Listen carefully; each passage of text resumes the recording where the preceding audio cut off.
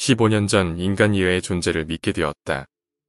너무 뻔하지만 전 정말 귀신은 안 믿었습니다. 때는 2007년 여름이었습니다. 당시 지리적으로 매우 좋은 위치인 군부대에서 상병으로 군복무를 하고 있던 저는 원래는 서지 않는 근무를 하나 서게 되었습니다. 당시 저는 운전병으로 여타 다른 보직의 분들과 달리 저희 운전병중대 자체가 근무가 그리 많은 편이 아니었죠. 그 원래는 서지 않는 근무는 당시 조류독감 때문에 원래 그쪽 근무를 서는 공병대대가 거의 전원이 파견을 나가게 되었죠. 그래서 저희 중대에서 지원을 나가게 되었습니다. 그 근무지는 저희 사단 뒷산에 있는 사격장으로 이어지는 산중턱에 위치해 있었습니다. 사격장 쪽으로 이어지는 길 앞에 철조망 입구를 지키는 역할과 그곳이 사단 전체가 한눈에 내려다 보이는 위치였기 때문에 근무지가 된 거겠죠. 사단 근무지라고는 해도 중대 막서들과도 멀리 떨어져 있고 그나마 가장 가까운 공병대는 전부 파견을 나가 있는 상황이라 사람이라고는 정말 근무자 이외에는 찾아볼 수 없는 곳이었습니다. 사격이 있을 때 이외에는 병사들은 물론 간부들도 절대 찾지 않는 곳이라서 어떻게 보면 가장 놀면서 근무를 설 수 있는 곳이었습니다.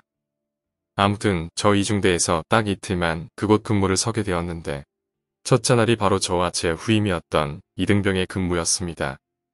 근무 시간이 오후 6시에서 8시까지였는데 더운 여름날 저녁에 산에 오른다는 게 좀 짜증났지만 한 번만 서면 되니까 하고 후임과 함께 근무지에 도착해서 먼저 근무를 서고 있었던 같은 중대원들과 교대를 한 후 6시부터 후임과 얘기를 하면서 근무 시간을 보내고 있었습니다.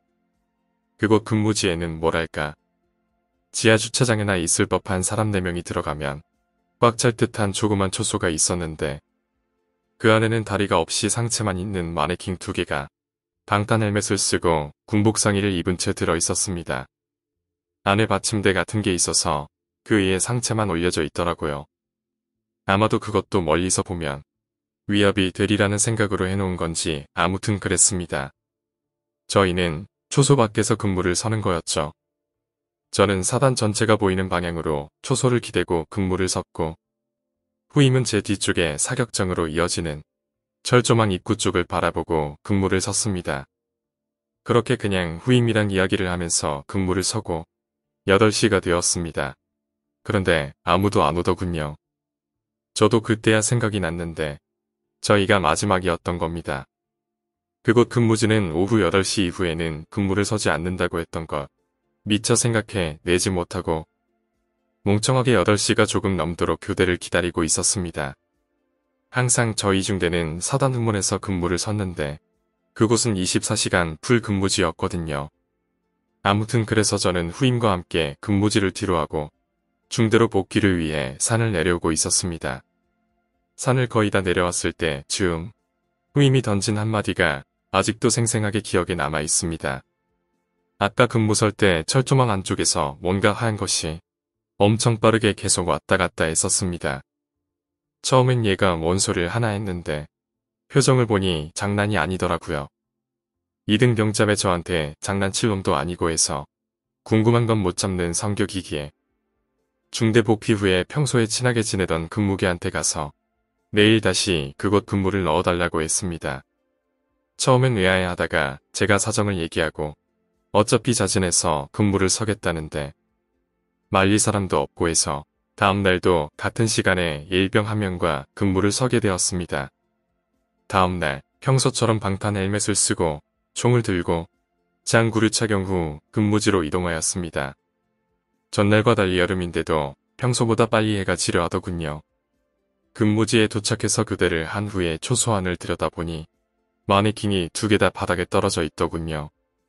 성실한 저는 일부러 좁은 초소 안에 들어가 마네킹 2개를 각각 원의 위치에 세워두었습니다.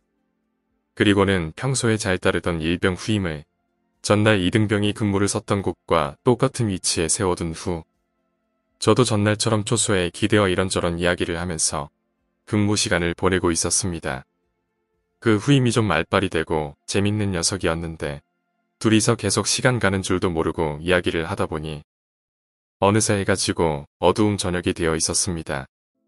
문득 시계를 보니 8시가 다 되어서 좀 더 일찍 내려갔어도 되는데 라는 후회를 하며 후임에게 내려가자고 하는데 갑자기 옆에서 후레쉬 빛이 제 얼굴로 비춰지는 겁니다. 눈을 찡그리면서 빛이 나오는 방향을 보니 이곳 근무지로 통하는 길에 군복을 입은 2명이 걸어오는 듯이 보였습니다. 군대를 다녀오신 분이면 아시겠지만 야간 근무 중에는 근무지로 접근하는 모든 사람에게 수화를 해야 합니다. 총을 들이대며 손들어 움직이면 쏜다 하는 위협과 신분 확인을 위한 작업이죠.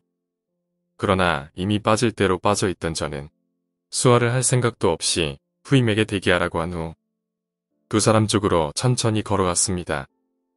제가 그쪽으로 걸어가자 2사람 중 1명이 교대하러 왔어요 라고 하더군요.